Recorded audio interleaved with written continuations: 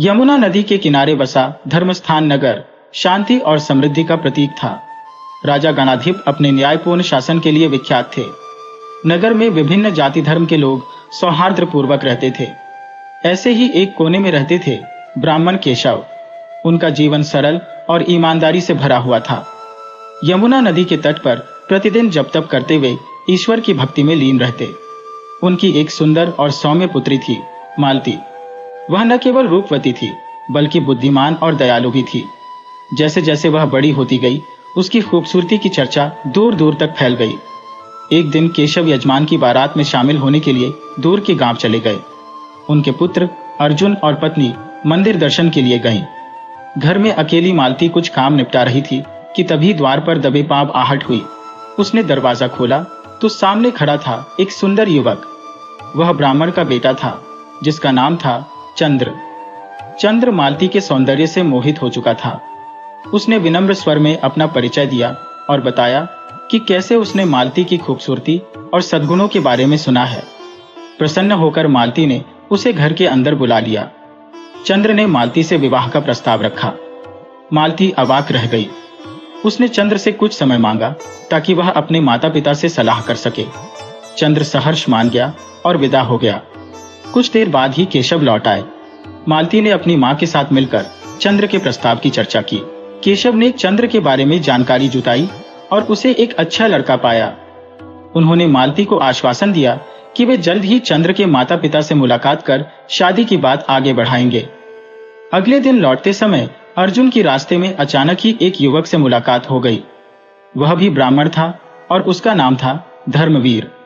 उसने अर्जुन से मालती के बारे में सुना था और उससे विवाह करने की इच्छा जताई। अर्जुन मालती के सौंदर्य से तो वाकिफ था ही, धर्मवीर की विनम्रता और अच्छे संस्कारों ने भी उसे प्रभावित कर दिया। उसने धर्मवीर से कहा कि वह इस बारे में अपने माता पिता से बात करेगी। उसी शाम जब केशव यजमान के साथ लौट रहे थे, रास्ते में उनकी मुलाकात गौरव नामक एक ब्राह्मण से हुई। गौरव एक धार्मिक व्यक्ति था और केशव से परिचित था। बातों बातों में गौरव ने केशव को अपने बेटे युधिष्ठिर के बारे में बताया। युधिष्ठिर विद्वान और सदाचारी युवक था। गौरव ने केशव से युधिष्ठिर और मालती का रिश्ता तय करने का प्रस्ताव रखा। केशव असमंजस में पड़ गए। तीनों लड़के अच्छे संस्कारों वाले और योग्य वर थे। उन्होंने रात भर सोचा और फैसला किया कि अगले दिन वह तीनों परिवारों से मुलाकात करेंगे और परिस्थिति के अनुसार फैसला लेंगे। अगले दिन सुबह केशव अपने फैसले के बारे में मालती और उसकी मां को बताने ही वाले थे कि तभी चंद्र, धर्मवीर और युधिष्ठिर एक साथ उनके घर आ धमके। मालती और उसकी मां अवाक रह गईं।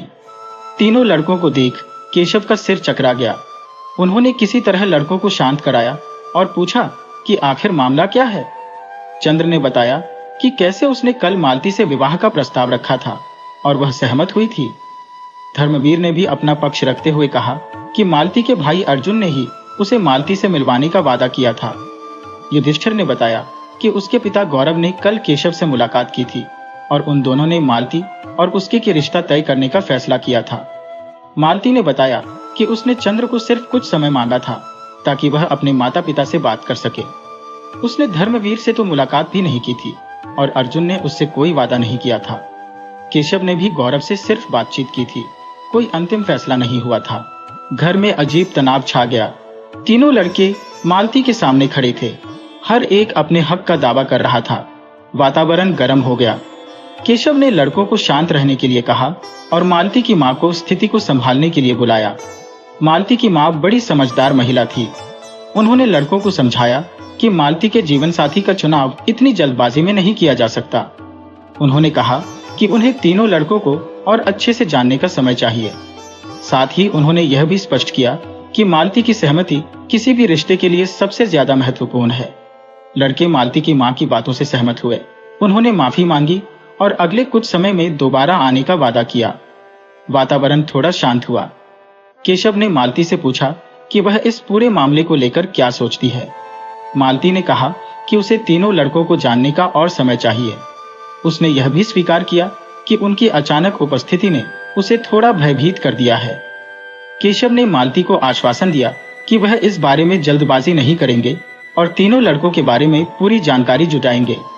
उन्होंने लड़कों के माता पिता से भी मुलाकात करने का फैसला किया ताकि उन्हें पूरी स्थिति से अवगत करा सकें।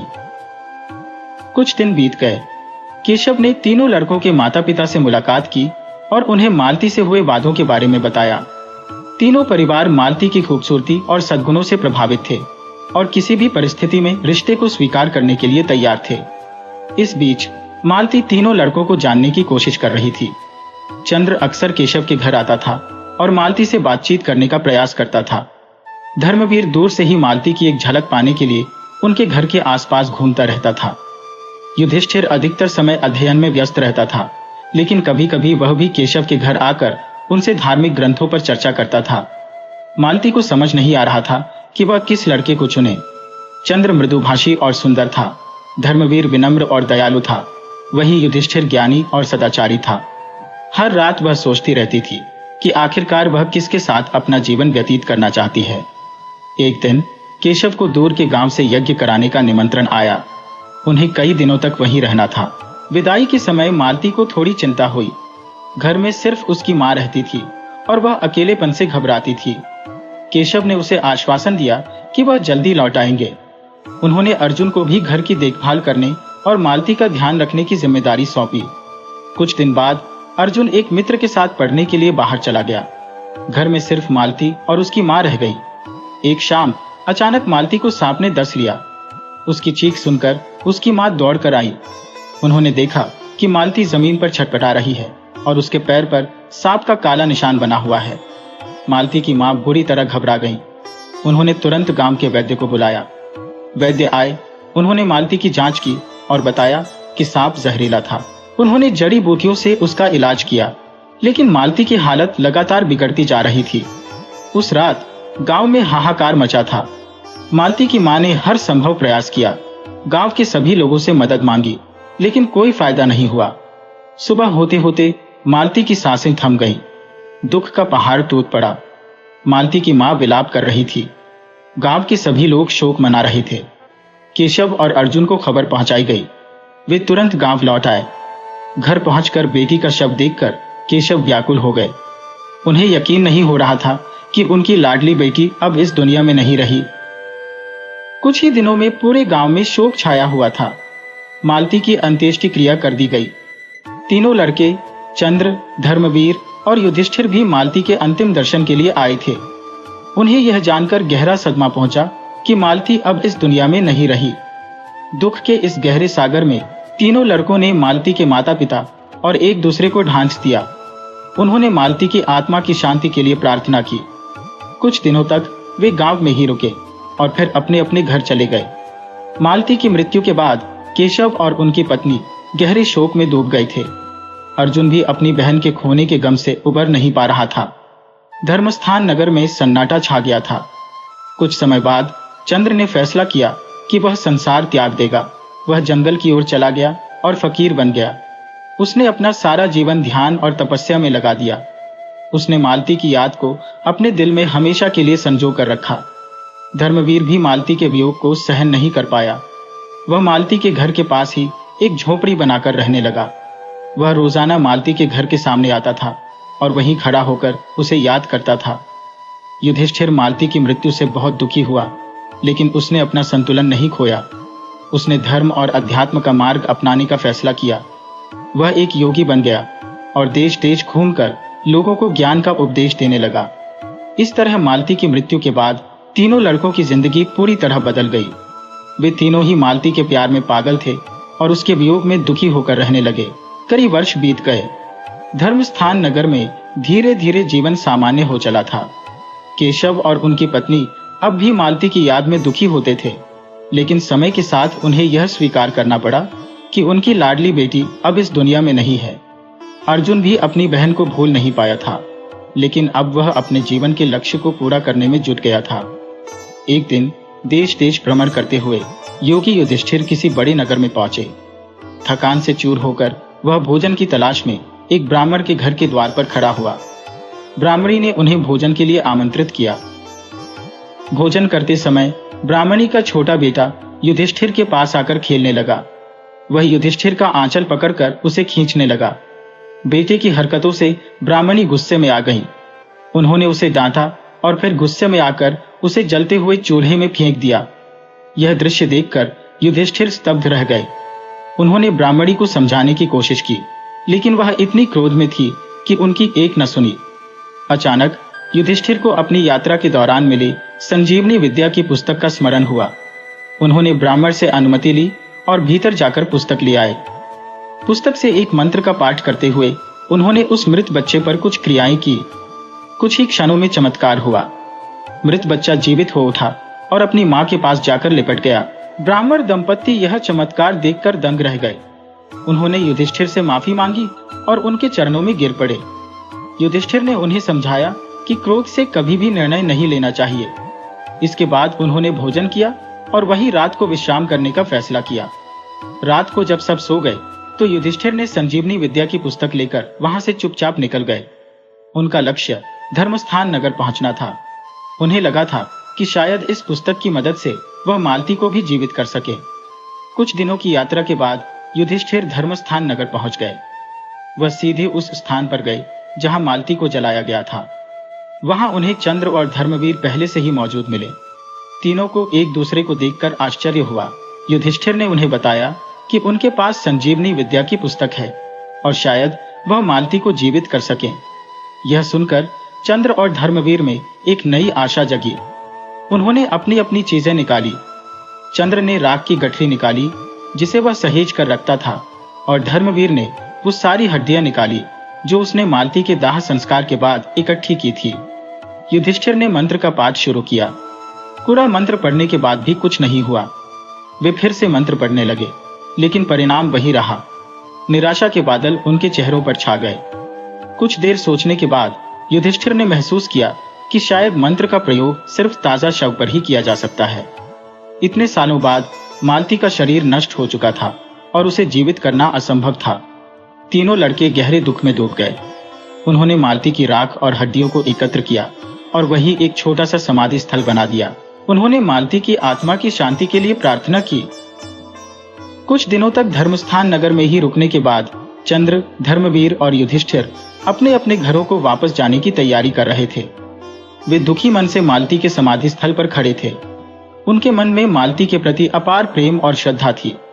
अचानक मालती की आवाज सुनाई दी। वे चौंक कर इधर उधर देखने लगे। आवाज फिर आई, मैं यही हूं। तीनों लड़के समाधि स्थल की ओर दौड़े। वहां उन्हें मालती जीवित नहीं मिली, लेकिन उन्हें महसूस हुआ कि मालती की आत्मा उनकी बातें सुन रही है। चंद्र ने कहा, मालती, तुम कहां हो? क्या तुम सच में हमारी बात सुन सकती हो? मालती की आवाज फिर आई, हां, मैं तुम्हारी बातें सुन सकती हूं। मैं तुम्हारे प्यार और समर्पण से बहुत प्रभावित हूं। तुम तीनों ही अच्छे इंसान हो। युधिष्ठिर ने पूछा, मालती, तुम हमें जीवित क्यों नहीं कर सकी?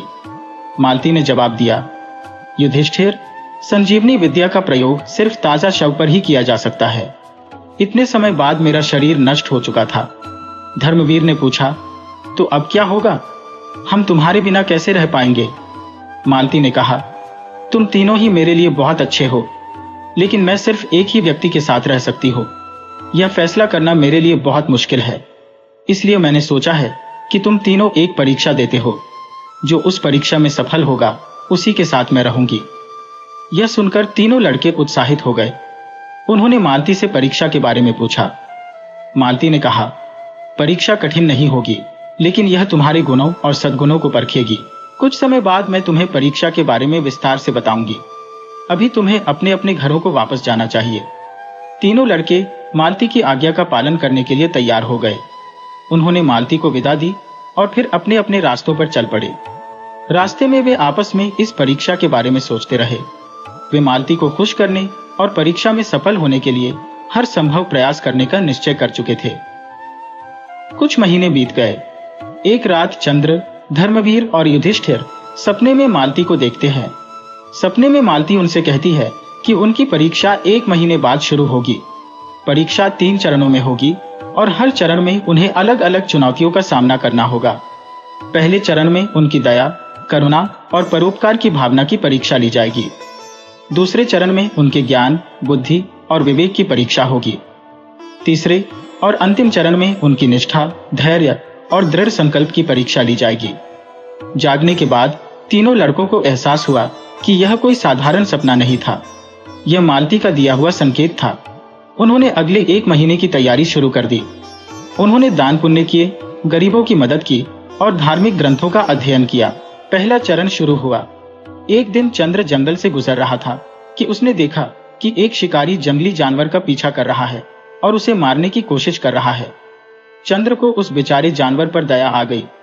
उसने शिकारी को रोकने की कोशिश की और उसे समझाया कि वह निर्दोष जानवर को क्यों मारना चाहता है।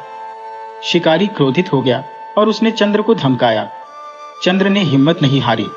उसने शिकारी को धन देने का प्रस्ताव रखा और उसे जंगली जानवर को छोड़ने के लिए मना लिया। उसी समय धर्मवीर गांव के बाहर एक नदी के किनारे टहल रहा था। उसने देखा कि एक बूढ़ा व्यक्ति नदी में गिर गया है और बहता जा रहा है। वह तैरना नहीं जानता था, लेकिन मालती के प्रति अपने प्रेम और समर्पण के कारण उसने बूढ़े आदमी को बचाने का फैसला किया। उसने अपने कपड़े उतारे और नदी में कूद पड़ा। काफी मशक्कत के बाद वह बूढ़े आदमी को किनारे तक ले आया। बूढ़ा आदमी धर्मवीर का आभारी हुआ और उसे अपना आशीर्वाद दिया। उधर युधिष्ठिर एक दूरस्थ गांव में ज्ञान का उपदेश दे रहा था। वहां के राजा को किसी कठिन समस्या का सामना करना पड़ रहा था। युधिष्ठिर ने अपने ज्ञान और बुद्धि का इस्तेमाल करके राजा को समस्या का समाधान सुझाया। राजा युधिष्ठिर से बहुत प्रभावित हुआ और उसे अपने राज्य में ही रहने का अनुरोध किया। पहला चरण शुरू हुआ। एक दिन चंद्र जंगल से गुजर रहा था कि उसने देखा कि एक शिकारी जंगली जानवर का पीछा कर रहा है और उसे मारने की कोशिश कर रहा है। दूसरा चरण शुरू हुआ। एक दिन चंद्र को एक ऐसे गांव में पहुंचाया गया जहां के लोग आपस में लड़ रहे थे। गांव का वातावरण अशांत था। चंद्र ने गांव के लोगों को इकट्ठा किया और उनकी समस्याओं को सुनने का प्रयास किया। उसने अपनी बुद्धि का इस्तेमाल करके लोगों के बीच समझौता करवाया और गांव में शांति स्थापित की। धर्मवीर को एक ऐसे महल में पहुंचाया गया जहां का राजा अहंकारी और क्रूर था। राजा ने धर्मवीर को अपने दरबार में बुलाया और उससे किसी जटिल प्रश्न का उत्तर देने के लिए कहा। धर्मवीर ने अपने ज्ञान और धर्म ग्रंथों के अध्ययन के बल पर राजा के प्रश्न का सटीक उत्तर दिया। राजा धर्मवीर की बुद्धि और विद्वत्ता से प्रभावित हुआ और उससे मित्रता करने का प्रस्ताव रखा। युधिष्ठिर को एक ऐसे जंगल में पहुंचाया गया जहां कई विद्वान और संत एकत्रित थे। उनके बीच शास्त्रार्थ चल रहा था। युधिष्ठिर ने शास्त्रार्थ में भाग लिया और अपने गहन ज्ञान से सभी विद्वानों को प्रभावित कर दिया। सभी विद्वानों ने युधिष्ठिर को एक महान गुरु के रूप में स्वीकार किया। दूसरा चरण भी पूरा हो गया। तीनों लड़कों को लगा कि उन्होंने इस चरण में भी अच्छा प्रदर्शन किया है। कुछ दिनों बाद उन्हें मालती फिर से सपने में दिखाई दी।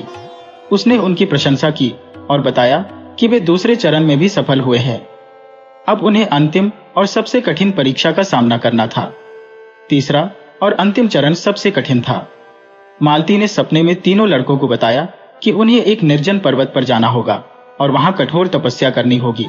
जो सबसे अधिक धैर्य और दृढ़ संकल्प दिखाएगा वही परीक्षा में सफल होगा।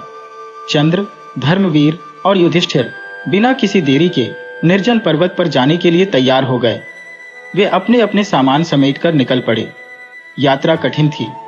रास्ते में उन्हें कई तरह की चुनौतियों का सामना करना पड़ा।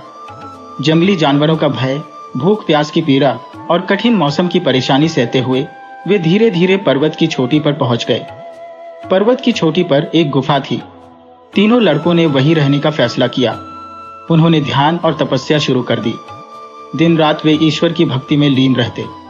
भोजन के लिए वे जंगली फल खाते और पहाड़ से बहते झरने का पानी पीते। कुछ दिनों के बाद एक रात चंद्र को एक परीक्षा का सामना करना पड़ा। एक खूबसूरत अप्सरा उसके सामने प्रकट हुई और उसे मोहजाल में फंसाने का प्रयास करने लगी। चंद्र मालती के प्रति अपने प्रेम को याद रखते हुए उस अप्सरा के मोह में नहीं फंसा। उसने दृढ़ता से उसका विरोध किया और ईश्वर की भक्ति में लीन हो गया। अप्सरा हार मानकर अंतर्धान हो गई। कुछ समय बाद धर्मवीर को भी एक परीक्षा का सामना करना पड़ा। एक भयंकर डाकू उसके पास आया और उसे गुफा में छिपे हुए धन के बारे में धमकाने लगा। धर्मवीर ने डाकू को बताया कि उसे किसी धन की लालच नहीं है और वह सिर्फ ईश्वर की भक्ति में लीन है। डाकू यह सुनकर चकित रह गया। वह धर्मवीर की ईमानदारी से प्रभावित हुआ और माफी मांगकर चला गया। युधिष्ठिर को भी एक कठिन परीक्षा देनी पड़ी। एक दिन भयंकर तूफान आया। हवा इतनी तेज चल रही थी कि गुफा की छत गिरने वाली थी। युधिष्ठिर ने हार नहीं मानी। उसने अपने पूरे ध्यान और शक्ति का प्रयोग करके गुफा की छत को सहारा दिया। कई घंटों तक चले इस संघर्ष के बाद आखिरकार तूफान थम गया। युधिष्ठिर थक कर चूर हो गया, लेकिन उसने अपनी दृढ़ता का परिचय दे दिया। कई महीने बीत गए। तीनों लड़के कठोर तपस्या में लीन रहे। उन्होंने हर तरह की परीक्षा का सामना किया और अपने धैर्य एवं दृढ़ संकल्प का परिचय दिया। आखिरकार एक रात मालती तीनों के सामने प्रकट हुई। मालती दिव्य रूप में चमक रही थी। तीनों लड़के उसे देखकर अभिभूत हो गए। मालती ने कहा, तुम तीनों ने मेरी परीक्षा में बहुत अच्छा प्रदर्शन किया है। तुम सब सच्चे और समर्पित हो। तुम्हारे सामने अब सबसे कठिन काम है, एक का चुनाव करना। चंद्र, धर्मवीर और युधिष्ठिर एक दूसरे को देखने लगे।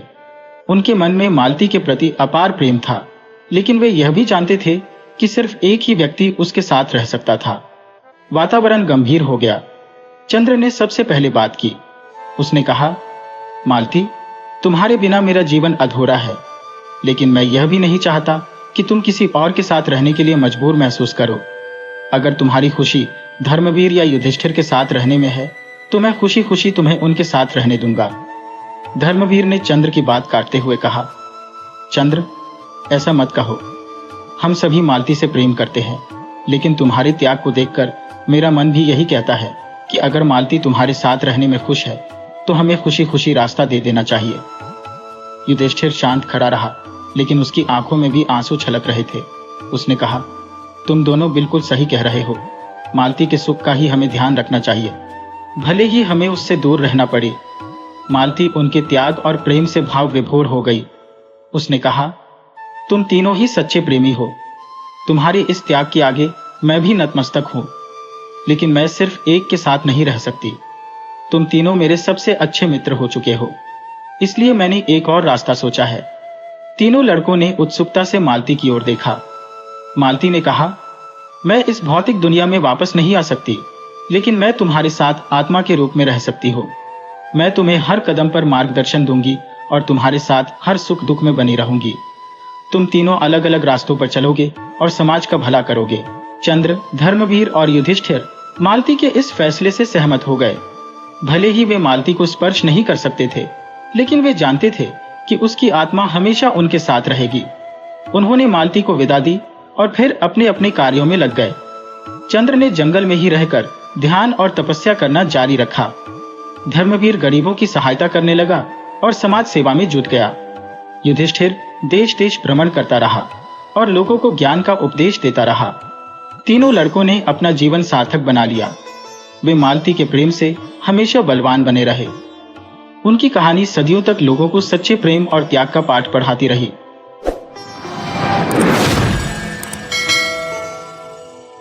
भारत के सुदूर गांव चंपापुर में धान के लहराते खेतों के बीच रहती थी माला। गहरे काले बालों की छोटी और चमकती आंखों वाली यह 12 साल की लड़की गांव की सबसे चतुर मानी जाती थी। माला का परिवार, माता पिता और छोटा भाई राहुल किसान थे।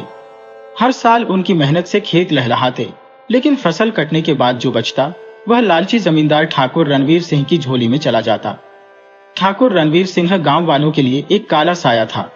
वह निर्धारित कर से दोगुना वसूलता, उपज का एक बड़ा हिस्सा हथिया लेता और कभी कभी तो किसानों की जमीनें भी छीन लेता। गांव वाले डर के मारे आवाज नहीं उठा पाते थे। एक शाम खेत से लौटते हुए माला ने देखा ठाकुर के गुर्गे उसके पिताजी से जबरदस्ती कर रहे थे। फसल कम होने के कारण पिताजी निर्धारित कर नहीं चुका पाए थे। गुर्गे उन्हें पिटने ही वाले थे कि माला दौड़कर बीच में आ गई। उसने गुर्गों को तर्क से समझाने की कोशिश की। हम खेतों में दिन रात मेहनत करते हैं, फिर भी ठाकुर साहब इतना कर क्यों वसूलते हैं? इस बार बारिश कम हुई तो फसल भी कम हुई। हमें थोड़ा और समय दीजिए, जैसे ही बेचेंगे कर चुका देंगे। गुर्गे माला की बातों से प्रभावित न हुए। वे उसे धमकाने लगे, पर माला नहीं झुकी। उसने उन्हें गांव के बुजुर्गों को बुलाने की बात कही। गुर्गों को लगा शायद बुजुर्ग कुछ हल निकाल लें, इसलिए वे माने गए। गांव के बुजुर्ग इकट्ठे हुए और माला ने उन्हें पूरी बात बताई। गांव वालों का गुस्सा उबाल मारने लगा। बुजुर्गों में से एक दादा रामगोपाल बोले, ठाकुर की ज्यादती अब बर्दाश्त से बाहर हो गई है, हमें कुछ करना होगा। वह रात चंपापुर में चर्चाओं की रात थी। माला ने बड़े ध्यान से सबकी बातें सुनी। गांव वाले हताश थे, वे ठाकुर से लड़ने से डरते थे, मगर माला के दिमाग में एक चिंगारी जल चुकी थी। ठाकुर को उसके ही खेल में हराना होगा। सोचते सोचते उसे एक तरकीब सूझी। सुबह होते ही माला अपने सबसे अच्छे दोस्त शंकर के पास गई। शंकर भी माला की तरह ही तेज लड़का था। माला ने उसे पूरी योजना बताई। शंकर को यह योजना पसंद आई और उसने गांव के कुछ और होनहार लड़कों को भी इसमें शामिल कर लिया। माला और उसके दोस्तों ने गांव के बाहर जंगल में मिलना शुरू किया। वहां उन्होंने अपनी योजना को और मजबूत बनाया। योजना के अनुसार उन्हें सबसे पहले गांव के बाहर पुराने किले के खंडहरों तक एक गुप्त रास्ता बनाना था। पुराना किला गांव से कुछ दूर था और यह माना जाता था कि वहां भूत प्रेत रहते हैं। गांव वाले उस तरफ जाते ही नहीं थे। एक हफ्ते की मेहनत के बाद गुप्त रास्ता बनकर तैयार हो गया। इसके बाद माला ने गांव वालों को इकट्ठा किया। उसने कहा, मुझे पता चला है कि पुराने किले में सोना छुपा है। गांव वाले चौंक गए। कुछ को लगा माला मजाक कर रही है, लेकिन कुछ को लालच आ गया। ठाकुर की ज्यादतियों से तंग आ चुके थे। सोने का लालच उनके लिए एक उम्मीद की किरण बन गया। माला ने उनकी उत्सुकता को और बढ़ाया। मैंने कुछ पुरानी किताबों में पढ़ा है कि किले में एक राजा का खजाना छुपा है। रात में अगर हम वहां जाएं तो शायद हमें कुछ मिल सके। गांव वालों में से कुछ ने माला की बातों पर विश्वास नहीं किया, पर कईयों के दिलों में लालच की आग जल उठी। उन्होंने माला से पूछा, लेकिन किला तो बुतहा है, वहां जाने में खतरा है। माला मुस्कुराई। भूत प्रेत की बातें सिर्फ डराने के लिए है। अगर आप वाकई में सोना चाहते हैं तो मेरे साथ आना होगा। मैं रास्ता जानती हूँ। उस रात चांद की रोशनी में कई गांव वाले माला के पीछे पीछे गुप्त रास्ते से किले की तरफ चल पड़े। माला और उसके दोस्तों ने पहले से ही किले के खंडहरों में कुछ नाटकीय चीजें तैयार कर रखी थी। टूटी हुई जमीन पर हड्डियां बिखेर दी थी, दीवारों पर अजीबोगरीब निशान बनाए थे और कुछ पुराने कपड़े हवा में लटका दिए थे। गांव वाले किले के अंदर दाखिल होते ही डर से कांपने लगे। हर आहट में उन्हें भूत प्रेत का साया नजर आने लगा।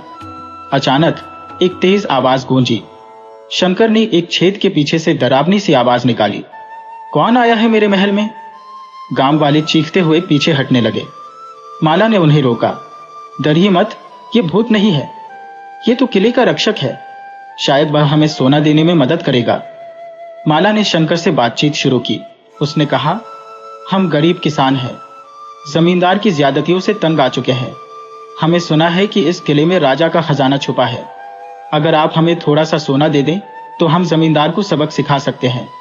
शंकर ने नाटकीय अंदाज में जवाब दिया, मैं तुम्हारी ईमानदारी से खुश हुआ, लेकिन खजाना पाना इतना आसान नहीं है। तुम्हें एक परीक्षा पास करनी होगी। माला ने सहमति जताई। शंकर ने उन्हें कई तरह की मुश्किलें दी। कभी उन्हें अंधेरे में रास्ता ढूंढने को कहा, कभी डरावनी आवाजें निकालकर उन्हें डराने की कोशिश की। माला और उसके दोस्त पहले से ही तैयार थे, इसलिए उन्होंने सारी परीक्षाएं आसानी से पास कर ली। आखिर में शंकर, असल में शंकर ही था, ने एक लोहे का संदूक निकाला और उसका ढक्कन खोल दिया। संदूक के अंदर कुछ सोने के सिक्के चमक रहे थे। गांव वाले खुशी से झूम उठे। उन्हें यकीन हो गया था कि किले में वाकई में सोना है। माला ने उन्हें थोड़ा सा सोना दिया और बाकी को छिपाकर रखने का नाटक किया। गांव वाले सोना लेकर वापस चंपापुर चले गए। रास्ते में वे आपस में चर्चा करने लगे कि मिले हुए सोने से क्या करें। माला ने उन्हें सलाह दी, ये सोना हम जमींदार को देंगे, लेकिन बदले में कुछ मांगेंगे। गांव वाले सहमत हो गए। अगले दिन पूरे गांव के लोग सोना लेकर ठाकुर रणवीर सिंह की हवेली पर पहुंचे। ठाकुर को यह देखकर हैरानी हुई। उसने पूछा, यह सोना कहां से लाए हो तुम लोग? गांव वालों ने बताया कि उन्हें पुराने किले में सोना मिला है। ठाकुर लालच में आ गया। उसने सोचा कि शायद किले में वाकई में कोई खजाना छुपा है। उसने गांव वालों से कहा, अगर तुम मुझे वह जगह दिखाओ जहां से सोना मिला है तो बदले में मैं तुम लोगों का आधा कर माफ कर देता हूं। गांव वाले मान गए। माला ने गांव वालों की पहले ही बता दिया था कि कोई खजाना नहीं है, ये सब उसका और उसके दोस्तों की योजना है, ताकि ठाकुर को सबक सिखाया जा सके और उसके ज्यादतियों से मुक्ति मिल सके। लेकिन ठाकुर को वहां ले जाकर उन्हें सबक सिखाना था। अगले दिन भारी सुरक्षा के साथ ठाकुर रणवीर सिंह गांव वालों के साथ किले की तरफ रवाना हुआ। किले के पास पहुंचकर ठाकुर ने पूछा, सोना कहाँ मिला था? गांव के मुखिया ने इशारा करते हुए कहा, वहां अंदर उस कमरे में ठाकुर अपने आदमियों के साथ किले के अंदर गया। माला और उसके दोस्त पहले ही किले में मौजूद थे। उन्होंने कमरे को कुछ इस तरह सजाया था कि वह किसी रहस्यमयी गुफा जैसा लगे। अंधेरे में टिमटिमाती मशालों की रोशनी और दीवारों पर बनाए गए डरावने चित्र ठाकुर और उसके आदमियों को डराने के लिए काफी थे। अचानक शंकर ने फिर से वही डरावनी आवाज निकाली, कौन आया है मेरे महल में? ठाकुर और उसके आदमी सहम गए। गांव वालों ने भी डर का नाटक किया। ठाकुर ने गुस्से में पूछा, ये क्या है? तुमने मुझे यहां क्यों बुलाया? माला ने आगे बढ़कर कहा, ठाकुर साहब, ये किले का रक्षक है। वह इस खजाने का संरक्षक है और किसी को भी इसे ले जाने नहीं देगा। ठाकुर को गुस्सा आ गया, लेकिन डर भी लग रहा था। उसने अपने आदमियों को आदेश दिया कि वे उस आवाज का पता लगाएं, मगर किले के अंधेरे में कहीं कोई नजर नहीं आया। कुछ देर बाद शंकर ने फिर आवाज दी, अगर तुम वाकई में सोना चाहते हो और यहां से बचकर वापस जाना चाहते हो तो तुम्हें मेरी शर्तें माननी होंगी। ठाकुर ने पूछा, क्या शर्तें? पहली शर्त यह है कि तुम गांव वालों से माफी मांगोगे, उनकी जमीन वापस करोगे और उनसे उचित कर ही लोगे। ठाकुर गुस्से से तमतमा उठा, तुम मुझे धमका रहे हो? नहीं ठाकुर साहब, माला ने जवाब दिया, हम आपको सिर्फ यह याद दिला रहे हैं कि असली ताकत जनता में होती है। कुछ देर बाद शंकर ने फिर आवाज दी, मेरी दूसरी शर्त है कि तुम दोबारा कभी किसी के साथ कोई अत्याचार नहीं करोगे। अगर ऐसा कुछ किया तो तुम्हें भुगतना पड़ेगा। अगर शर्तें नहीं मानते तो तुम्हें खाली हाथ वापस जाना पड़ेगा। ठाकुर उलझन में था। किले का रहस्यमयी माहौल, डरावनी आवाजें और गांव वालों का अडिग रवैया उसे डगमगा रहे थे। वह जानता था कि अगर वह गांव वालों पर हमला करता है तो आसपास के गांव भी विद्रोह कर सकते हैं। आखिरकार उसकी हिम्मत टूट गई। उसने गांव वालों के सामने माफी मांगी और उनकी शर्तें मानने को तैयार हो गया। दूसरे दिन ठाकुर ने पूरे गांव के सामने माफी मांगी। उसने गांव वालों की जमीन वापस कर दी और आश्वासन दिया कि वह अब से उचित कर ही वसूलेगा। गांव वालों में खुशी की लहर दौड़ गई। उन्होंने माला को अपने कंधों पर बिठा लिया। माला ने अपनी चालाकी से गांव को ठाकुर के अत्याचारों से मुक्त करा लिया था। कुछ दिनों बाद गांव वालों ने इकट्ठा होकर किले के पास एक भोज का आयोजन किया। उस रात सबने मिलकर जश्न मनाया। जश्न की रात चांदनी रोशनी से नहाई हुई थी। हवा में खुशी की मिठास घुली हुई थी। गांव वाले नाच गा रहे थे, ढोल की थाप पर थिरक रहे थे। माला, शंकर और उनके दोस्तों को गांव के हर व्यक्ति से सराहना मिल रही थी। हर कोई उनकी चतुराई और साहस की तारीफ कर रहा था। बुजुर्ग दादा रामगोपाल ने माला के पास आकर कहा, बेटी, तूने गांव का नाम रोशन कर दिया। तेरी बुद्धि और हिम्मत की बदौलत हम आज आजाद हैं। माला ने मुस्कुराते हुए कहा, दादाजी, ये सब अकेले मेरे कारण नहीं हुआ, ये हम सबकी जीत है। गांव वालों की एकता और हिम्मत के बिना ये मुमकिन नहीं था। शंकर ने बात को आगे बढ़ाया, हाँ, दादाजी सही कह रहे हैं। माला ने सिर्फ एक रास्ता दिखाया। हम सब ने मिलकर उस पर चलकर सफलता हासिल की। उस रात गांव वालों ने मिलकर फैसला किया कि गांव के बच्चों की शिक्षा पर ध्यान दिया जाए। ठाकुर के अत्याचारों के कारण गांव में स्कूल की हालत खस्ता थी। उन्होंने यह भी निश्चय किया कि गांव में खेती के नए तरीके अपनाए जाए ताकि उनकी फसल पैदावार बढ़े और उन्हें किसी जमींदार के आगे हाथ न फैलाना पड़े। कुछ महीनों बाद गांव की तस्वीर बदल चुकी थी। माला के पिताजी ने नई तकनीक से खेती शुरू की थी, जिससे उनकी फसल दोगुनी हो गई। गांव के अन्य किसानों ने भी माला के पिताजी से सीखकर नई तकनीक अपनाई। गांव में एक नया स्कूल भी बन गया, जहां माला और उसके दोस्त पढ़ते थे। एक दिन गांव में एक शिक्षिका आई। उन्होंने गांव वालों को बताया कि आसपास के कई गांव भी ठाकुर रणवीर सिंह के अत्याचारों से परेशान हैं। उन्होंने सुना है कि चंपापुर गांव ने ठाकुर को सबक सिखाया है। वे सीखना चाहती थी कि चंपापुर वालों ने ऐसा कैसे किया। गांव वालों ने खुशी खुशी उन्हें पूरी कहानी सुनाई। माला की चालाकी, शंकर और उसके दोस्तों की मदद और गांव वालों की एकता ने आसपास के गांव वालों को भी प्रेरित किया। उन्होंने भी चंपापुर वालों की तरह संगठित होकर अपने अपने गांवों में विद्रोह करने का फैसला किया। धीरे धीरे ठाकुर रणवीर सिंह का अत्याचार खत्म होता गया। आसपास के गांवों में भी खुशहाली लौट आई। माला चंपापुर ही नहीं बल्कि पूरे इलाके में एक प्रेरणा बन गई। उसकी कहानी हर किसी की जुबान पर थी। इस कहानी ने लोगों को यह सिखा दिया कि एकता और हिम्मत से कोई भी मुश्किल आसान हो सकती है।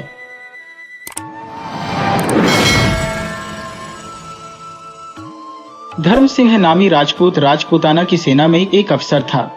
एक दिन माता की पत्री आई कि मैं बूढ़ी होती जाती हूँ, मरने से पहले एक बार तुम्हें देखने की अभिलाषा है।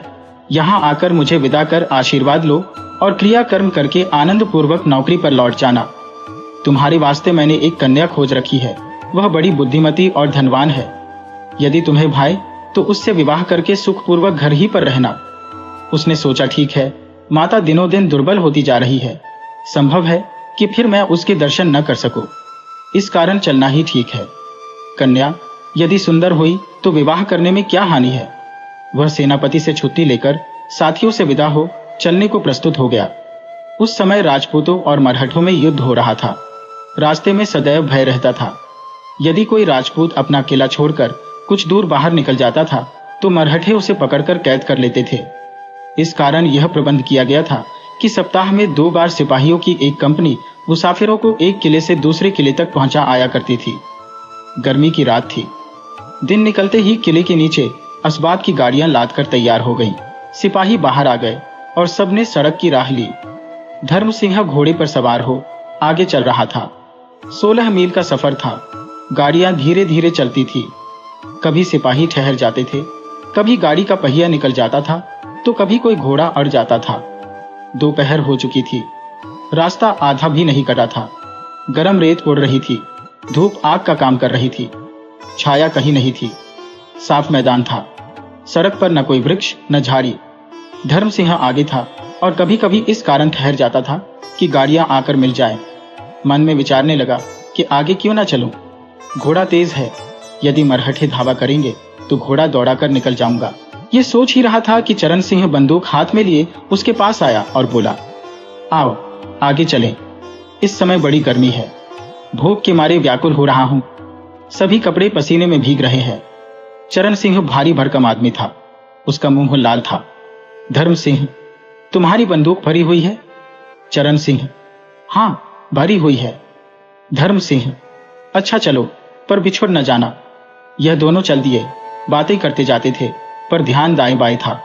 साफ मैदान होने के कारण दृष्टि चारों ओर जा सकती थी। आगे चलकर सड़क 2 पहाड़ियों के बीच से होकर निकलती थी।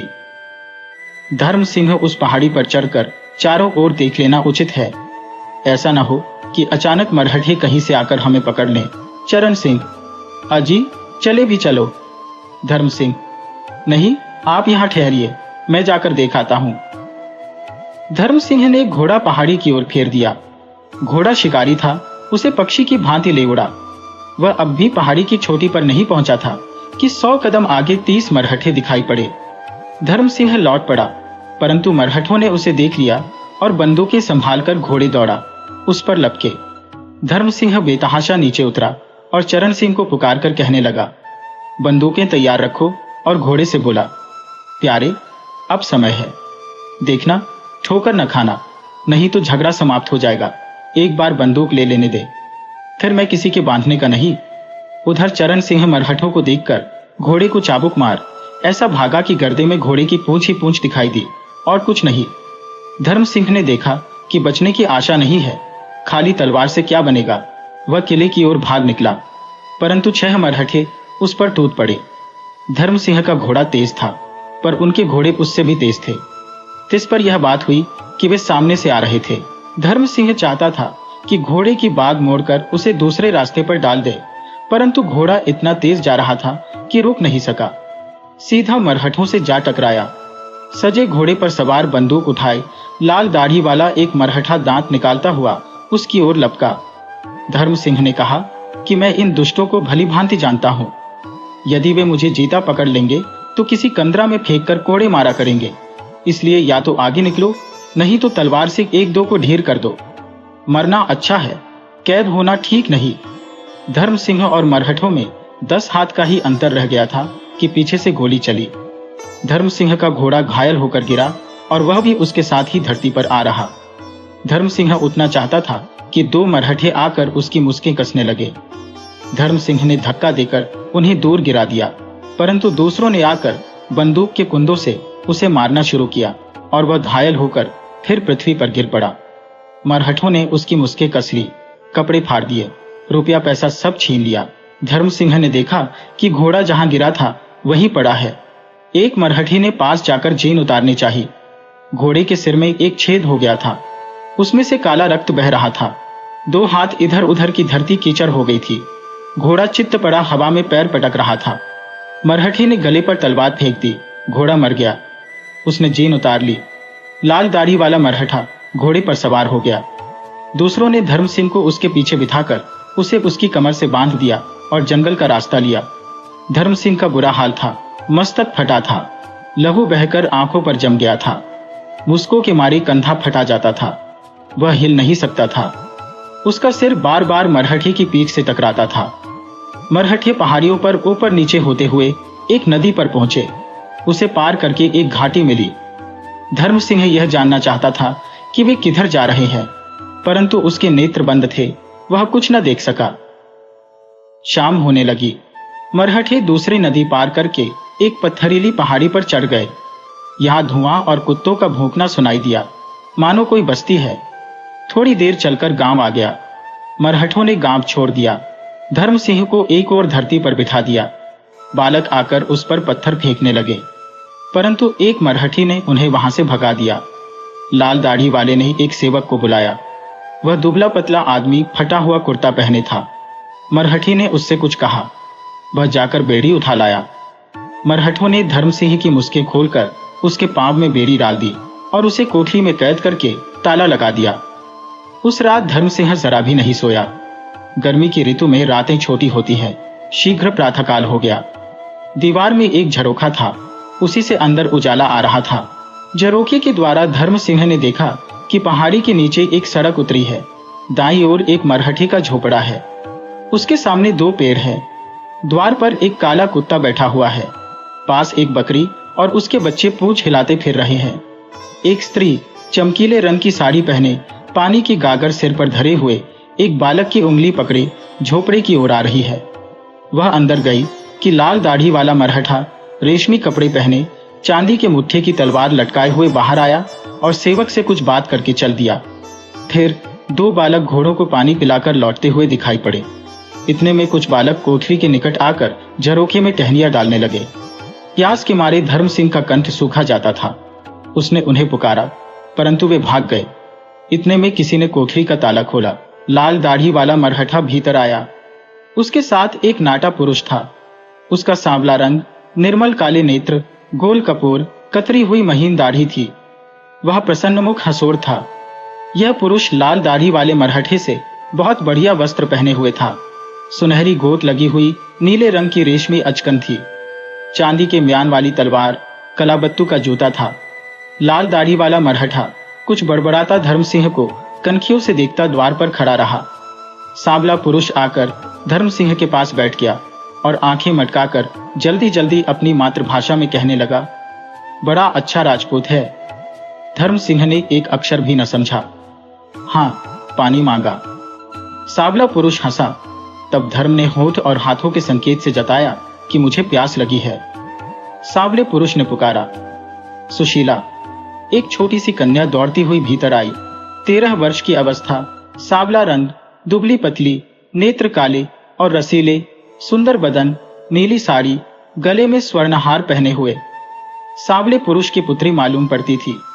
पिता की आज्ञा पाकर वह पानी का एक लोटा ले आई और धर्म सिंह को भौचक्की होकर देखने लगी कि वह कोई वंचर है। फिर खाली लौटा लेकर सुशीला ने ऐसी छलांग मारी कि सांवला पुरुष हंस पड़ा। तब पिता के कहने से कुछ रोटी ले आई। इसके पीछे वे सब बाहर चले गए और कोठरी का ताला बंद कर दिया। कुछ देर पीछे एक सेवक आकर मराठी में कुछ कहने लगा। धर्म ने समझा कि कहीं चलने को कहता है। वह उसके पीछे हो लिया। बेड़ी के कारण लंगड़ाकर चलता था। बाहर आकर धर्म ने देखा कि 10 घरों का एक गांव है। एक घर के सामने 3 लड़के 3 घोड़े पकड़े खड़े हैं। सांवला पुरुष बाहर आया और धर्म को भीतर आने को कहा। धर्म भीतर चला गया। देखा कि मकान स्वच्छ है, गोबरी फिरी हुई है। सामने की दीवार के आगे गद्दा बिछा हुआ है, तकिए लगे हुए हैं। दाईं बाईं दीवारों पर पर्दे गिरे हुए हैं। उन पर चांदी के काम की बंदूकें, पिस्तौलें और तलवारें लटकी हुई हैं। गद्दे पर 5 मरहठे बैठे हैं। एक सांवला पुरुष, दूसरा लाल दाढ़ी वाला और 3 अतिथि सब भोजन कर रहे हैं। धर्म सिंह धरती पर बैठ गया। भोजन से निश्चिंत होकर एक मरहठा बोला, देखो राजपूत, तुम्हें दयाराम ने पकड़ा है, सांवले पुरुष की ओर उंगली करके, और संपतराव के हाथ बेच डाला है। अतएव अब संपतराव तुम्हारा स्वामी है। धर्म सिंह कुछ न बोला। संपतराव हंसने लगा। मरहठा, वह यह कहता है कि तुम घर से रुपए मंगवा लो, दंड दे देने पर तुमको छोड़ दिया जाएगा। धर्म सिंह, कितने रुपए? मरहठा, 3000। धर्म सिंह, मैं 3000 नहीं दे सकता। मरहठा, कितना दे सकते हो? धर्म सिंह, 500। यह सुनकर मरहठे सिटपिटाए। संपतराव दयाराम से तकरार करने लगा और इतनी जल्दी जल्दी बोलने लगा कि उसके मुंह से झाग निकल आया। दयाराम ने आंखें नीची कर ली। थोड़ी देर में मरहठे शांत हुए और फिर मोलतोल करने लगे। एक मरहठी ने कहा, 500 रुपए से काम नहीं चल सकता। दयाराम को संपतराव का रुपया देना है। 500 रुपए में तो संपतराव ने तुम्हें मोल ही लिया है। 3000 से कम नहीं हो सकता। यदि रुपया न मंगाओगे तो तुम्हें कोड़े मारे जाएंगे। धर्म ने सोचा कि जितना डरोगे यह दुष्ट उतना ही डराएंगे। वह खड़ा होकर बोला, इस भले मानुष से कह दो कि यदि मुझे कोड़ों का भय दिखाएगा तो मैं घर वालों को कुछ नहीं लिखूंगा। मैं तुम चांदानों से नहीं डरता। संपतराव, अच्छा 1000 मंगाओ। धर्म सिंह, 500 से 1 कौड़ी ज्यादा नहीं। यदि तुम मुझे मार डालोगे तो इस 500 से भी हाथ धो बैठोगे। यह सुनकर मरहठे आपस में सलाह करने लगे। इतने में एक सेवक एक मनुष्य को लिए हुए भीतर आया। यह मनुष्य मोटा था, नंगे पैर, बेड़ी पड़ी हुई। धर्म सिंह उसे देखकर चकित हो गया। यह पुरुष चरण सिंह था। सेवक ने चरण सिंह को धर्म के पास बैठा दिया। वे एक दूसरे से अपनी व्यथा करने लगे। धर्म सिंह ने अपना वृत्तांत कह सुनाया। चरण सिंह बोला, मेरा घोड़ा अड़ गया, बंदूक रंजक चाट गई और संपतराव ने मुझे पकड़ लिया। संपतराव, फिर अब तुम दोनों एक ही स्वामी के वश में हो। जो पहले रुपया दे देगा वही छोड़ दिया जाएगा। धर्म सिंह की ओर देखकर, देखा तुम कैसे क्रोधी हो और तुम्हारा साथी कैसा सुशील है। उसने 5000 रुपए भेजने को घर लिख दिया है। इस कारण उसका पालन पोषण भली भांति किया जाएगा। धर्म सिंह मेरा साथी जो चाहे सो करे, वह धनवान है और मैं तो 500 रुपए से अधिक नहीं दे सकता। चाहे मारो चाहे छोड़ो। मरहठे चुप हो गए। संपतराव झट से कलमदान उठा लाया। कागज कलम दवात निकालकर धर्म की पीठ ठोक उसे लिखने को कहा। वह 500 रुपए लेने पर राजी हो गया था। धर्म सिंह, जरा ठहरो। देखो, हमारा पालन पोषण भली भांति करना, हमें एक साथ रखना, जिससे हमारा समय अच्छी तरह कट जाए। बेड़ियां भी निकाल दो। संपतराव जैसा चाहे वैसा भोजन करो। बेड़ियां नहीं निकाल सकता, शायद तुम भाग जाओ। हाँ, रात को निकाल दिया करूंगा। धर्म सिंह ने पत्र लिख दिया, परंतु पता सब झूठ लिखा, क्योंकि मन में निश्चय कर चुका था कि कभी न कभी भाग जाऊंगा। तब मरहठों ने चरण सिंह और धर्म सिंह को एक कोठरी में पहुंचाकर एक लोटा पानी, कुछ बाजरे की रोटियां देकर ऊपर से ताला बंद कर दिया। धर्म सिंह और चरण सिंह को इस प्रकार रहते रहते 1 महीना गुजर गया। संपतराव उनको देखकर सदैव हंसता रहता था, पर खाने को बाजरे की अधपकी रोटी के सिवाय और कुछ न देता था। चरण सिंह उदास रहता और कुछ न करता। दिन भर कोठरी में पड़ा सोया रहता और दिन गिनता रहता था कि रुपया कब आए कि छूटकर अपने घर पहुंचो। धर्म तो जानता था कि रुपया कहां से आना है। जो कुछ घर भेजता था, माता उसी पर निर्वाह करती थी। वह बेचारी 500 रुपए कैसे भेज सकती है। ईश्वर की दया होगी तो मैं भाग जाऊंगा। वह घात में लगा हुआ था। कभी सीटी बजाता हुआ गांव का चक्कर लगाता, कभी बैठकर मिट्टी के खिलौने और टोकरियां बनाता। वह हाथों का चतुर था। एक दिन उसने एक गुड़िया बनाकर छत पर रख दी। गांव की स्त्रियां जब पानी भरने आई तो सुशीला ने उनको बुलाकर गुड़िया दिखलाई। वे सब हंसने लगी। धर्म सिंह ने गुड़िया सबके आगे कर दी, परंतु किसी ने नहीं ली। वह उसे बाहर रखकर कोठरी में चला गया कि देखी क्या होता है। सुशीला गुड़िया उठाकर भाग गई। अगले दिन धर्म ने देखा कि सुशीला द्वार पर बैठी गुड़िया के साथ खेल रही है। एक बुढ़िया आई, उसने गुड़िया छीनकर तोड़ डाली। सुशीला भाग गई। धर्म सिंह ने और गुड़िया बनाकर सुशीला को दे दी। फल ये हुआ कि वह एक दिन छोटा सा लौटा लाई, भूमि पर रखा और धर्म को दिखाकर भाग गई। धर्म ने देखा तो उसमें दूध था। अब सुशीला नित्य अच्छे अच्छे भोजन लाकर धर्म को देने लगी। एक दिन आंधी आई। 1 घंटा मूसलाधार मेघ बरसा नदियां नाले भर गए। बांध पर 7 फुट पानी चढ़ आया। जहां तहां झरने झरने लगे। धार ऐसी प्रबल थी कि पत्थर लुढ़क जाते थे। गांव की गलियों में नदियां बहने लगी। आंधी थम जाने पर धर्म सिंह ने संपतराव से चाकू मांगकर एक पहिया बना। उसके दोनों ओर 2 घुड़ियां बांधकर पहिए को पानी में छोड़ दिया। वह पानी के बल से चलने लगा। सारा गांव इकट्ठा हो गया और घुड़ियों को नाचते देखकर तालियां बजाने लगा।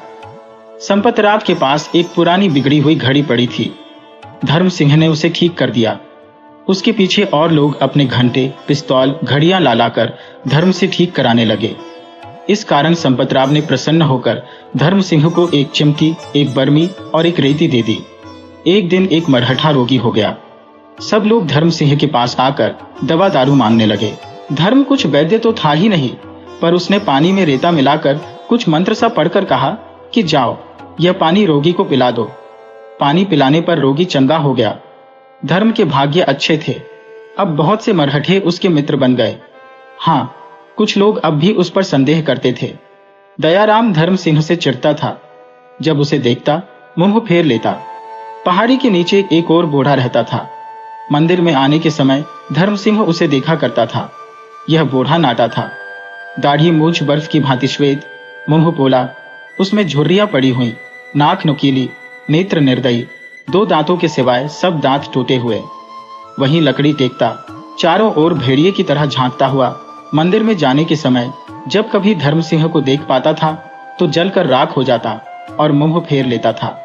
एक दिन धर्म सिंह बूढ़े का घर देखने के लिए पहाड़ी के नीचे उतरा। कुछ दूर जाने पर एक बगीचा मिला। चारों ओर पत्थर की दीवार बनी हुई थी। बीच में मेवे के वृक्ष लगे हुए थे। वृक्षों में एक झोपड़ा था। धर्म सिंह आगे बढ़कर देखना चाहता था कि उसकी बेरी खड़की। बूढ़ा चौंका। कमर से पिस्तौल निकालकर उसने धर्म सिंह पर गोली चलाई, पर वह दीवार की ओट में हो गया। बूढ़े को आकर संपतराव से कहते सुना कि धर्म सिंह बड़ा दुष्ट है। संपतराव ने धर्म को बुलाकर पूछा, तुम बूढ़े के घर क्यों गए थे? धर्म सिंह बोला, मैंने उसका कुछ नहीं बिगाड़ा। मैं केवल यह देखने लगा था कि वह बूढ़ा कहाँ रहता है। संपत ने बूढ़े को शांत करने का बहुत यत्न किया, पर वह बड़बड़ाता ही रहा। धर्म सिंह केवल इतना ही समझ सका कि बूढ़ा यह कह रहा है कि राजपूतों का गांव में रहना अच्छा नहीं, उन्हें मार देना चाहिए। बूढ़ा चल दिया तो धर्म सिंह ने संपतराव से पूछा कि बूढ़ा कौन है?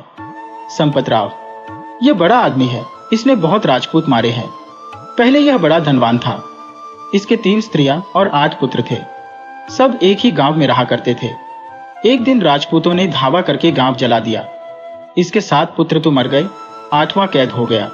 यह बूढ़ा राजपूतों के पास जाकर और उनके संग रहकर अपने पुत्र की खोज लगाने लगा।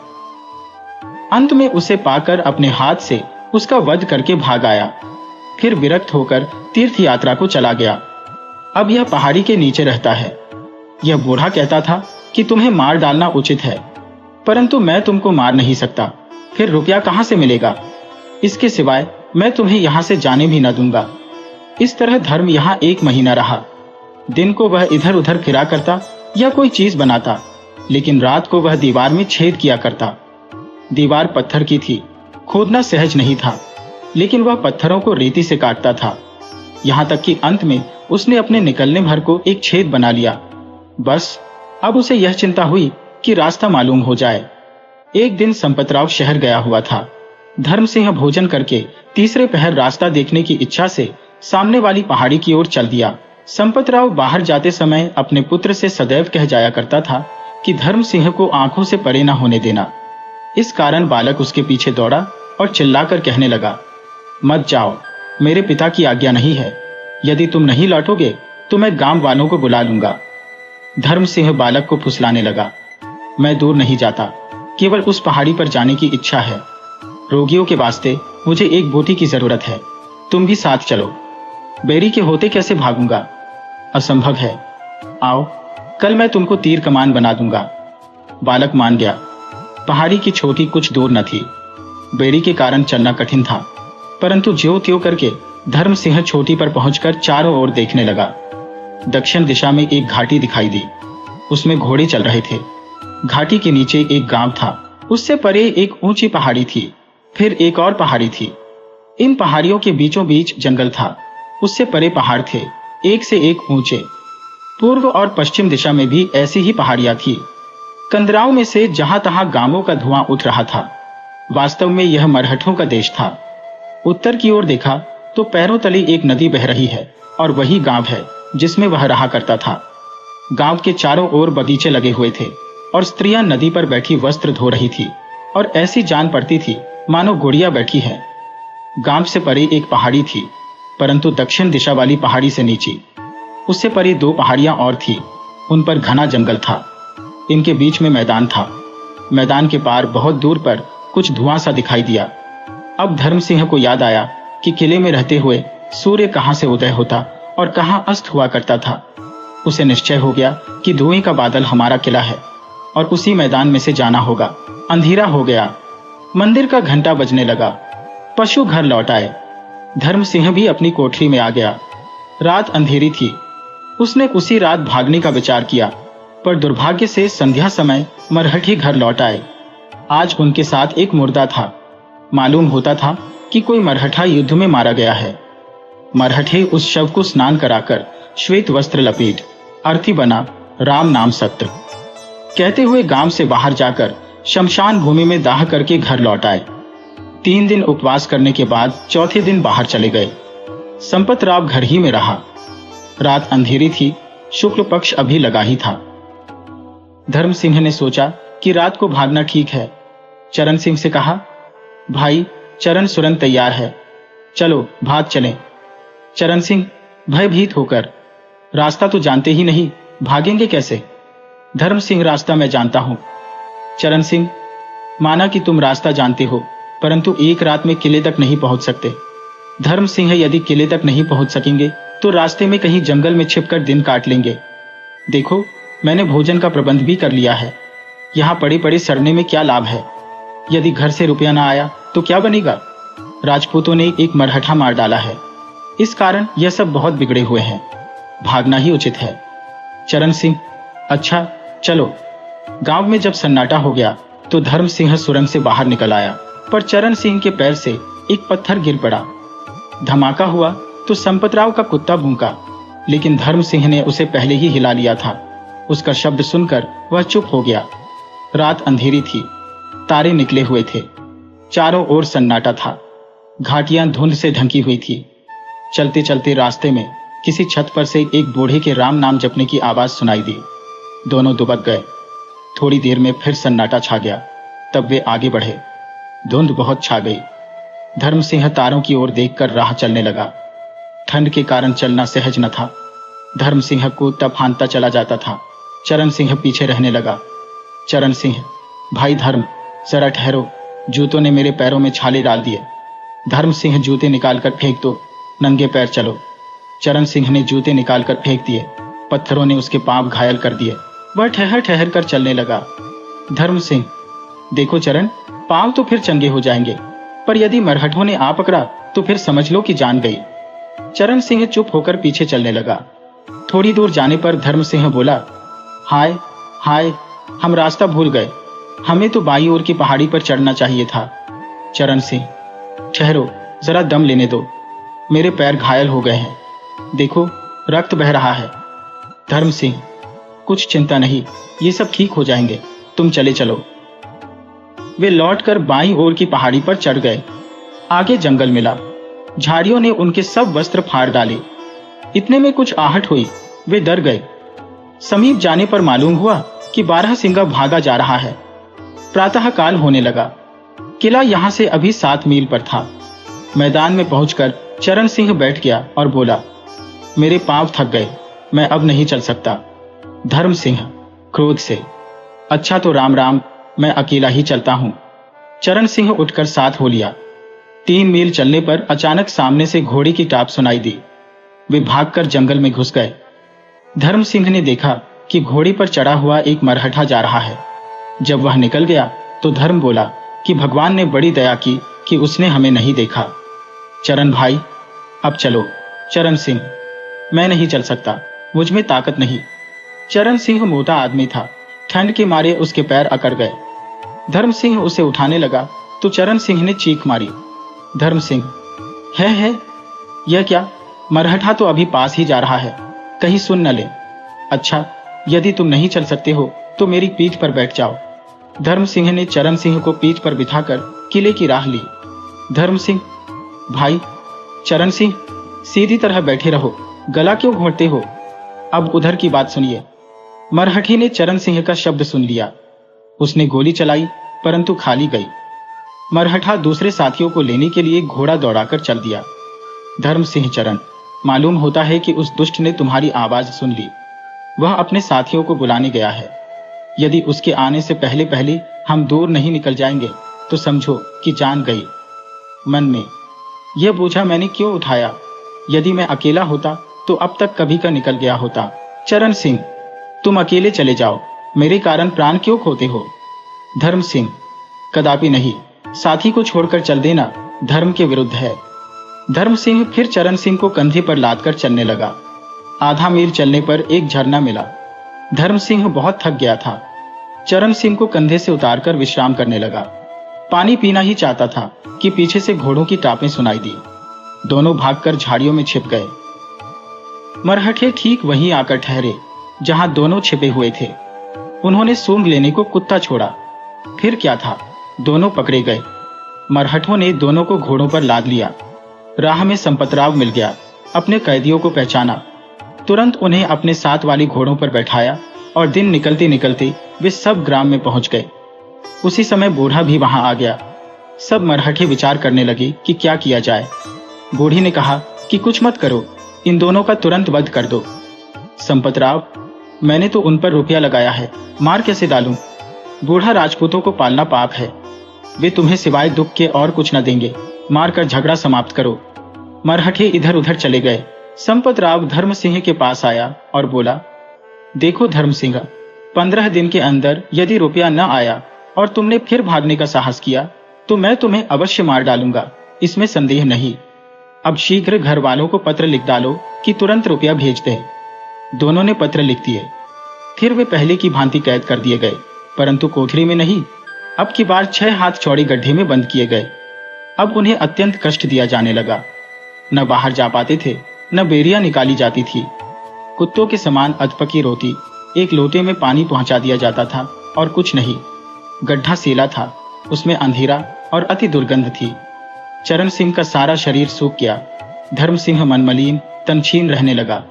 करे तो क्या करे? धर्म एक दिन बहुत उदास बैठा था कि ऊपर से रोटी गिरी। देखा तो सुशीला बैठी हुई है। धर्म सिंह ने सोचा, क्या सुशीला इस काम में मेरी सहायता कर सकती है? अच्छा, इसके लिए कुछ खिलौने बनाता हूं, कल जब आएगी तब इसे देकर फिर बात करूंगा। दूसरे दिन सुशीला नहीं आई। धर्म सिंह के कान में घोड़ों के टापों की आवाज आई।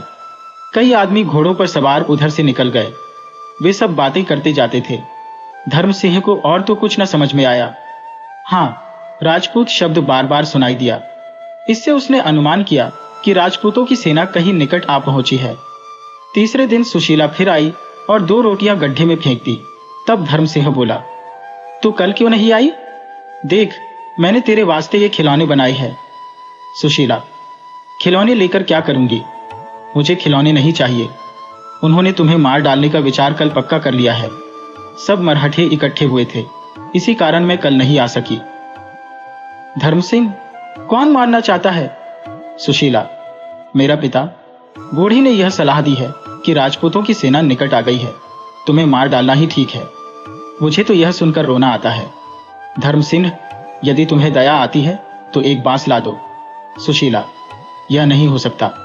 धर्म सिंह, सुशीला, दया कर, मैं हाथ जोड़कर कहता हूं कि एक बांस ला दो।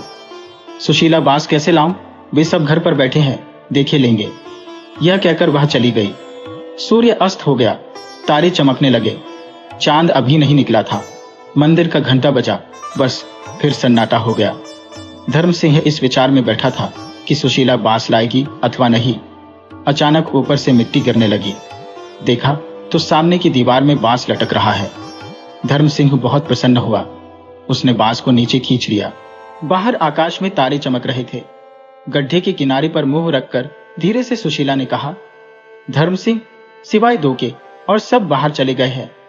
धर्म सिंह ने चरण सिंह से कहा, भाई चरण, आओ एक बार फिर यत्न कर देखे, हिम्मत ना हारो, चलो मैं तुम्हारी सहायता करने को तैयार हूं।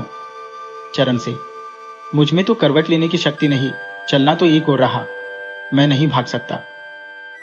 धर्म सिंह, अच्छा राम राम, परंतु मुझे निर्दयी मत समझना। धर्म सिंह चरण सिंह से गले मिला। बांस का एक सिरा सुशीला ने पकड़ा, दूसरा सिरा धर्म सिंह ने। इस भांति वह बाहर निकल आया।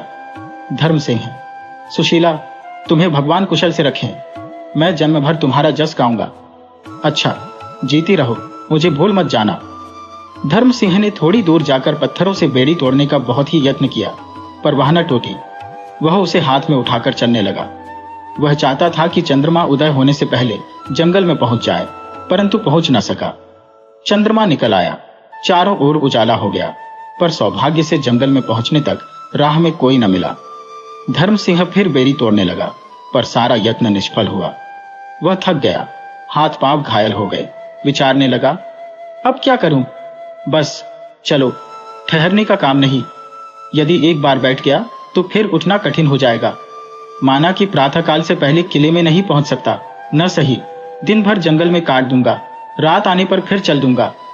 सहसा पास से 2 मरहठे निकले। वह झट झाड़ी में छिप गया। चांद फीका पड़ गया, सवेरा होने लगा। जंगल पीछे छूट गया, साफ मैदान आ गया। किला दिखाई देने लगा। बाईं ओर देखने पर मालूम हुआ कि थोड़ी दूर पर कुछ राजपूत सिपाही खड़े हैं। धर्म सिंह मग्न हो गया और बोला, अब क्या है? परंतु ऐसा ना हो कि मरहठे पीछे से आ पकड़े, मैं सिपाहियों तक न पहुंच सकूं। इस कारण जितना भागा जाए भागो। इतने में बाईं ओर 200 कदम की दूरी पर कुछ मरहठे दिखाई दिए। धर्म निराश हो गया, चिल्ला उठा, भाइयों दौड़ो दौड़ो, मुझे बचाओ बचाओ। राजपूत सिपाहियों ने धर्म सिंह की पुकार सुन ली। मरहठे समीप थे, सिपाही दूर थे। वे दौड़े। धर्म सिंह भी बेड़ी उठाकर भाइयों भाइयों कहता हुआ ऐसा भागा कि झट सिपाहियों से जा मिला। मरहठे डरकर भाग गए। राजपूत पूछने लगे कि तुम कौन हो और कहां से आए हो? परंतु धर्म सिंह घबराया हुआ भाइयों भाइयों पुकारता चला जाता था। निकट आने पर सिपाहियों ने उसे पहचान लिया। धर्म सिंह सारा वृत्तांत कहकर बोला, भाइयों, इस तरह मैं घर गया और विवाह किया। विधाता की यही लीला थी। 1 महीना पीछे 5000 मुद्रा देकर चरण सिंह छूट कर किले में आया। वह उस समय अधमुए के समान हो रहा था।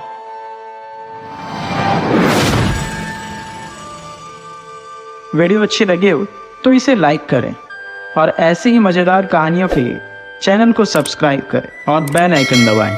ज़्यादा से ज़्यादा अपने दोस्तों को शेयर करें। धन्यवाद।